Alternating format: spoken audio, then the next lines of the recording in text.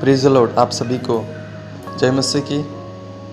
परमेश्वर पिता का धन्यवाद करते हैं। आज फिर से एक और नया दिन प्रभु ने हमको दिखाया है और जिंदा रखा है, उसके लिए प्रभु को धन्यवाद करते हैं। और आज फिर एक नए वचन के साथ दिन की शुरुआत करते हैं। आइए हम वचन को पढ़ते हैं। भजन संहिता की पुस्तक अध्याय 2 वचन 1 से लेकर हम आखिरी वचन तक पढ़ेंगे। आइए शुरुआत करते हैं। परमेश्वर का अभिषिक्त राजा, दूसरा अध्याय का पहला से लेकर हम पढ़ रहे हैं। जाति जाति के लोग क्यों हुल्लड़ मचाते हैं और देश देश के लोग व्यर्थ बातें क्यों सोच रहे हैं। यहोवा और उसके अभिषिक्त के विरुद्ध पृथ्वी के राजा मिलकर और हाकिम आपस में सम्मति करके कहते हैं, आओ हम उनके बंधन तोड़ डालें और उनकी रस्सियों को अपने ऊपर से उतार फेंकें। वह जो स्वर्ग में विराजमान है हंसेगा, प्रभु उनको ठट्ठों में उड़ाएगा। तब वह उनसे क्रोध में बातें करेगा और क्रोध में कहकर उन्हें घबरा देगा। मैं तो अपने ठहराए हुए राजा को अपने पवित्र पर्वत सियोन की राजगद्दी पर बैठा चुका हूँ।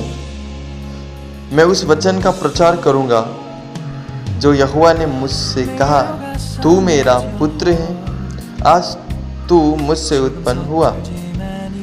मुझसे मांग और मैं जाति जाति के लोगों को तेरी संपत्ति होने के लिए और दूर दूर के देशों को तेरी निज भूमि बनने के लिए दे दूंगा। तू उन्हें लोहे के डंडे से टुकड़े टुकड़े करेगा, तू कुम्हार के बर्तन के समान उन्हें चकनाचूर कर डालेगा।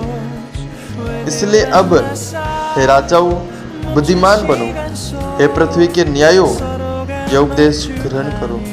डरते हुए यहोवा की उपासना करो और कांपते हुए मगन हो। पुत्र को चुमो, ऐसा न हो कि वह क्रोध करे और तुम मार्ग में नष्ट हो जाओ, क्योंकि क्षण भर में उसका क्रोध भड़कने को है। धन्य है वे जिनका भरोसा उस पर है। आमीन। इस वचन को पढ़ जाने पर प्रभु आपको हम सभी को बरकत आशीषित करे। Thank you. परमेश्वर का धन्यवाद। और इस वचन को सीखने के लिए जो वचन हमने सीखा है, पढ़ा है, उसको समझने के लिए वचन में लिखा है, जाति जाति के लोग क्यों हुल्लड़ मचाते हैं और देश देश के लोग व्यर्थ बातें क्यों सोचते हैं। ये दुनिया के लोग, ये संसार के लोग, अलग अलग जाति के लोग बेकार हुल्लड़ मचाते हैं। ये देश देश के लोग हमारे विरुद्ध, मसीह लोगों के विरुद्ध, प्रभु के दासों के विरुद्ध, प्रभु के भक्तों के विरुद्ध ऐसी बातें सोचते हैं, गलत गलत विचार सोचते हैं। लेकिन यहाँ पर एक प्रश्न आया है, ये लोग, ये देश के लोग, ये अच्छे बुरे लोग, ये बड़े छोटे लोग क्यों परमेश्वर के लोगों के सामने गलत सोच विचार कर रहे हैं। और ये लोग क्या सोचते हैं, ये संसार के लोग, ये बड़े छोटे लोग, अपनी बुद्धिमानी में चलने वाले, अपने काम, अपने धन और अपनी वीरता पर घमंड करने वाले लोग क्या सोचते हैं। दूसरा वचन में लिखा है, यहोवा और उसके अभिषिक्त के विरुद्ध पृथ्वी के राजा मिलकर और हाकिम आपस में सम्मति करके कहते हैं, आओ हम उसके बंधन तोड़ डालें और उसके रस्सियों को अपने ऊपर से उतार फेंकें। उनका मकसद है परमेश्वर के बेटों के विरुद्ध में, परमेश्वर के दासों भक्तों के विरुद्ध में ये राजा लोग, ये बड़े पद वाले, ये बड़े बड़े लोग, अच्छे अच्छे लोग या धन संपत्ति रखने वाले, ये सब लोग परमेश्वर के दासों के विरुद्ध, परमेश्वर के अभिषिक्त भविष्यवक्ताओं के विरुद्ध, भक्तों के विरुद्ध, विश्वासी मसीह लोगों के विरुद्ध में ये गलत गलत सम्मति, गलत गलत सोच विचार रखते हैं। लेकिन आइए यहाँ पर वचन 4 में हम पढ़ते हैं, ऐसा लिखा है, ऐसा लिखा है, वह जो स्वर्ग में विराजमान है हंसेगा, प्रभु उनको ठट्टों में उड़ाएगा। परमेश्वर देख रहा है, अपना प्रभु यीशु मसीह आपको और मुझे देख रहा है। हाँ, वो अपनी कराहना, अपने रोने की आवाज़, अपने आंसुओं की, अपना दुख, अपना संकट, अपना सताव परमेश्वर देख रहा है।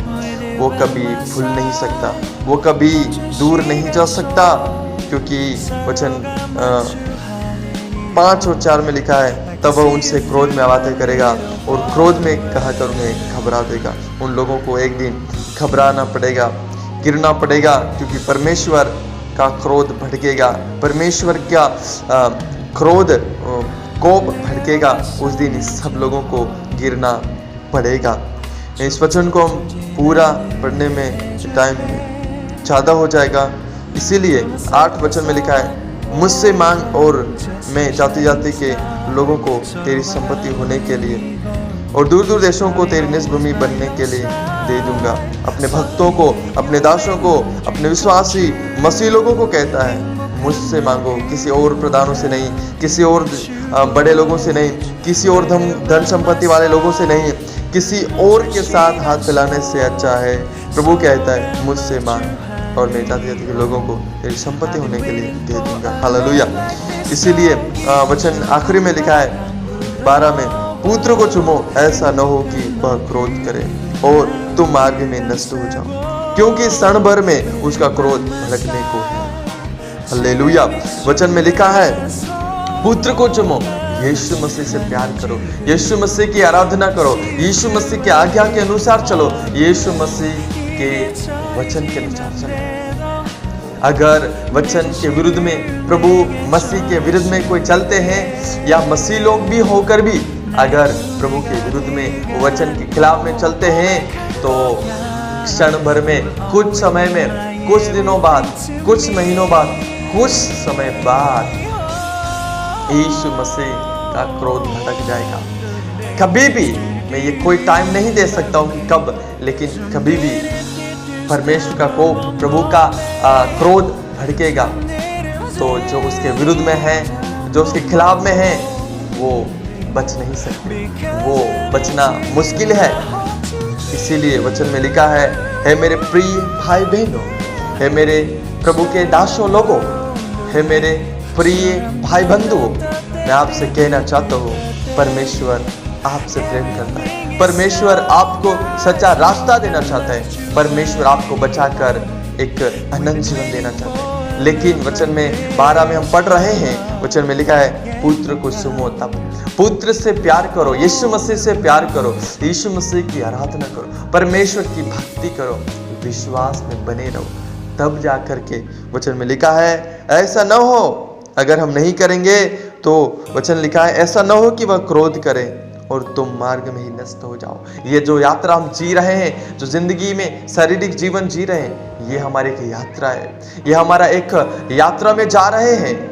हो सकता है ये यात्रा में हम नष्ट न हो जाएं, हमारे लिए मुसीबत खड़ी ना हो जाए। इसीलिए प्रभु से प्रार्थना करो, परमेश्वर पर भरोसा करो, विश्वास करो, उसकी आराधना करो। हालेलुया। आराधना में बैठो, मीटिंग में बैठो, संगति करो, हालेलुया, उसकी महिमा करो, तब जाकर के परमेश्वर हमको बचा पाएगा, यीशु मसीह हमको बचाएगा।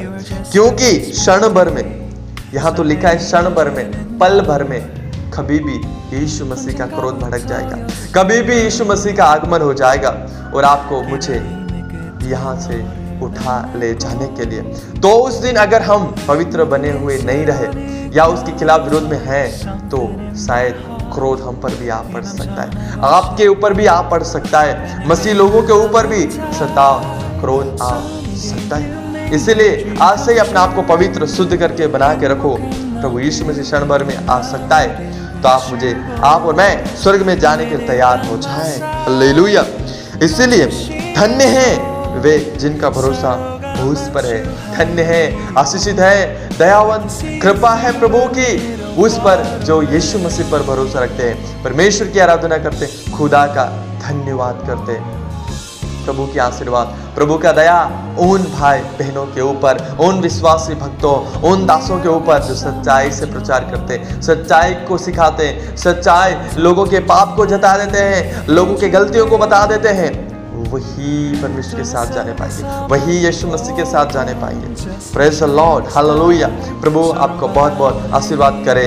इस वचन के लिए प्रभु की महिमा होगी। हालेलुया। धन्यवाद, इस वचन को आपने हम सब ने चुना। God bless you, thank you, all the best.